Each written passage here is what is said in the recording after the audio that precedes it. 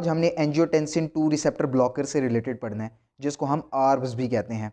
इस वीडियो को देखने से पहले आपसे एक छोटी सी रिक्वेस्ट है, अगर आपने एस इनहिबिटर वाली वीडियो नहीं देखी हुई तो प्लीज़ उसका लिंक डिस्क्रिप्शन में मौजूद है, वो पहले देख लें।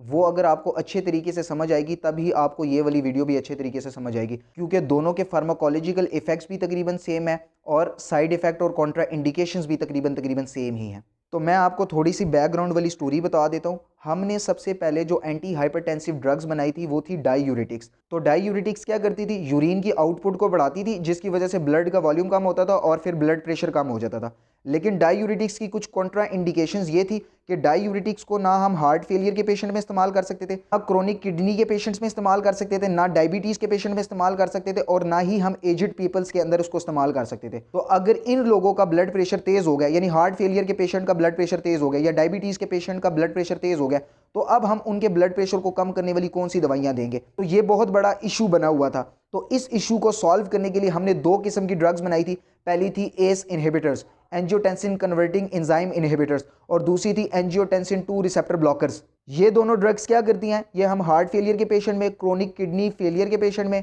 डायबिटीज़ के पेशेंट में और एजिड पेशेंट में इस ड्रग्स को हम इस्तेमाल करते हैं। लेकिन अगर हम एंजियोटेंसिन 2 रिसेप्टर ब्लॉकर्स में और एस इनहिबिटर्स के अंदर कंपैरिजन करें तो आर्ब्स उनसे अपर क्लास की ड्रग है, यानी उनसे अच्छी ड्रग है। उसकी वजह यह है कि ये बॉडी के अंदर ब्रेडिकैनिन का लेवल इंक्रीज नहीं करती है, जिसकी वजह से ना ही बंदे को ड्राई कफ होता है और ना ही एंजियो एडिमा होता है, जो एस इनहिबिटर के सबसे मोस्ट प्रोमिनेंट साइड इफेक्ट्स थे। एंजियोटेंसिन 2 रिसेप्टर ब्लॉकर क्या करते हैं? These drugs block angiotensin 1 receptor. तो ये क्या करते हैं? स्पेसिफिकली एंजियोटेंसिन 1 रिसेप्टर को ब्लॉक करते हैं। एंजियोटेंसिन के बेसिकली दो रिसेप्टर होते हैं, एक होता है एंजियोटेंसिन 1 रिसेप्टर, एक होता है एंजियोटेंसिन 2 रिसेप्टर। जो एंजियोटेंसिन 1 रिसेप्टर होता है ये ब्लड प्रेशर को तेज करने के लिए रिस्पॉन्सिबल होता है, इसीलिए ये ड्रग्स जाके एंजियोटेंसिन 1 रिसेप्टर को ब्लॉक करती है। इसके जो फार्माकोलॉजिकल इफेक्ट्स होते हैं वो बिल्कुल एस इनहिबिटर्स की तरह ही होते हैं, यानी इसको हम हार्ट फेलियर के पेशेंट में, किडनी फेलियर के पेशेंट में, डायबिटीज़ के पेशेंट में और एजिड पेशेंट में इस्तेमाल कर सकते हैं, और इन दोनों के तकरीबन साइड इफेक्ट्स भी सेम ही होते हैं। They do not increase the bradykinin level, ये ब्रेडिकैनिन के लेवल को भी नहीं बढ़ाते हैं, जिसकी वजह से ना ही आपको ड्राई कफ होता है और ना ही एंजियो एडिमा होता है। एंजियोटेंसिन 2 रिसेप्टर ब्लॉकर्स का मैकेनिज्म ऑफ एक्शन समझने से पहले आपको इनकी नॉर्मल फिजियोलॉजी पता होना ज़रूरी है। ये मैंने आपको एस इनहिबिटर्स में भी बताई थी, मैं दोबारा जल्दी से क्विकली रिवाइंड कर देता हूँ। होता कुछ ऐसा है कि जब भी हमारा ब्लड प्रेशर कम होगा, किडनी के अंदर जेजी सेल्स होंगे, उनके पास बैरो रिसेप्टर्स होंगे, वो फ़ौरन रेनिन रिलीज़ करेंगे। इसी तरह लिवर भी एक हार्मोन बनाता है जिसका नाम है एंजियोटेंसिनोजिन। रेनिन एंजियोटेंसिनोजिन को एंजियोटेंसिन 1 में कन्वर्ट कर देता है। ये एंजियोटेंसिन 1 जब लंग्स के पास जाता है तो लंग्स के पास एंजियोटेंसिन कन्वर्टिंग एंजाइम होता है, वो उसे एंजियोटेंसिन 2 में कन्वर्ट कर देता है, और सबसे मेन चीज़ एंजियोटेंसिन 2 है। अब ये एंजियोटेंसिन 2 क्या करेगी? ये ब्लड वेसल्स के पास जाएगी और ब्लड वेसल्स की वेजो कंस्ट्रिक्शन करवा देगी। फिर ये किडनी के पास जाएगी, किडनी को कहेगी कि आप एल्डोस्टेरॉन ज़्यादा से ज़्यादा रिलीज करें। एल्डोस्टेरॉन सोडियम और वाटर की रिटेंशन करवाएगा और आपका ब्लड प्रेशर बढ़ जाएगा। इसी तरह ये हार्ट के ऊपर भी एक्ट करती है और हार्ट रेट और उसकी कॉन्ट्रैक्टिलिटी इंक्रीज कर देती है। अब आप देखें, एंजियोटेंसिन 2 ब्लड वेसल्स के ऊपर अगर एक्ट कर रहा है, इसका मतलब ये है कि ब्लड वेसल्स के ऊपर इसके कोई ना कोई रिसेप्टर मौजूद होगा।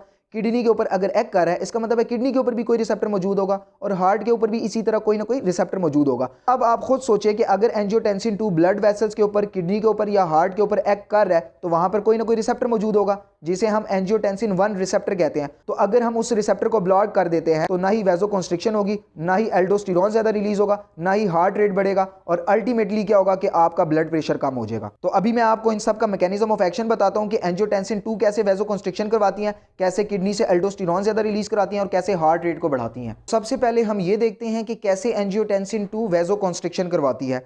मिसाल के तौर पे ये हमारी कोई भी एक आर्टरी है, आर्टरी के अंदर आपको पता है कि स्मूथ मसल सेल्स होते हैं। तो एंजियोटेंसिन 2 क्या करती है? उस स्मूथ मसल सेल्स के ऊपर एक्ट करती है और उसकी कॉन्स्ट्रिक्शन करवाती है, जिसकी वजह से आपकी ब्लड वेसल्स कॉन्स्ट्रिक्ट हो जाती है। अब एक स्मूथ मसल सेल हमने यहाँ पे बाहर निकाला हुआ है। एंजियोटेंसिन 2 क्या करेगी?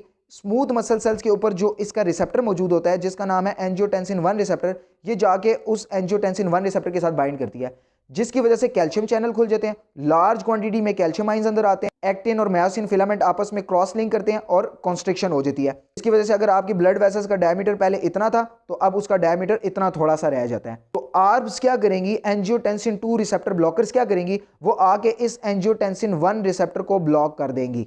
तो खुद सोचें, अगर ये रिसेप्टर ब्लॉक हो जाएगा तो एंजियोटेंसिन 2 आके इस रिसेप्टर के ऊपर एक्ट करेगा? नहीं, कैल्शियम चैनल खुलेंगे? नहीं। अगर कैल्शियम ही अंदर नहीं आएंगे तो आपके मसल ही कॉन्ट्रैक्ट नहीं करेंगे और आपकी वेजो कॉन्स्ट्रिक्शन नहीं होगी। तो नेक्स्ट अगर हम किडनी की बात करें तो किडनी के ऊपर भी इसके एंजियोटेंसिन 1 रिसेप्टर मौजूद होते हैं। टेंसिन 2 क्या करती है, वो आके इस एंजियोटेंसिन 1 रिसेप्टर के ऊपर अटैच होती है, जिसकी वजह से किडनी क्या करता है, इसके ऊपर जो एड्रीनल ग्लैंड मौजूद होता है उसको मैसेज पहुंचाता है कि आप ज्यादा से ज्यादा एल्डोस्टेरॉन रिलीज करें।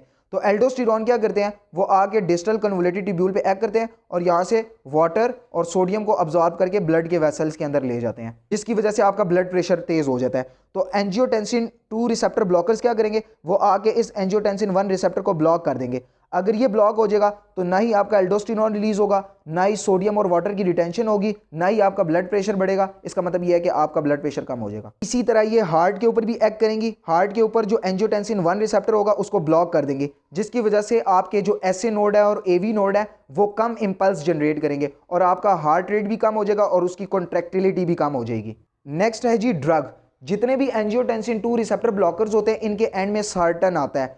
तो मेन ड्रग्स इसके हैं लोजार्टन, कैंडीसार्टन, एप्रोसार्टन, टेलमीसार्टन। लोजार्टन, कैंडीसार्टन, एप्रोसार्टन, टेलमीसार्टन। साइड इफेक्ट की बात करें तो इसमें ड्राई कफिंग भी नहीं होती है और एंजियो एडीमा भी नहीं होता। तो इसके जो मेजर साइड इफेक्ट हैं, हाइपोटेंशन यानी ब्लड प्रेशर को बहुत ज़्यादा कम कर देगी, डायरिया भी कर सकती है, मसल क्रैम्प्स हो सकते हैं, वॉमिटिंग भी हो सकती है। एंजियोटेंसिन 2 रिसेप्टर ब्लॉकर से रिलेटेड आपने नॉर्मली एक बात याद रखनी है कि इन्हें एस इनहिबिटर्स के साथ नहीं दिया जाता, कि दोनों के फार्माकोलॉजिकल इफेक्ट तो तकरीबन सेम ही है। तो कोई पागल इंसान ही होगा कि आर्ब्स और एस इनहिबिटर्स दोनों को मिला के इकट्ठे देगा।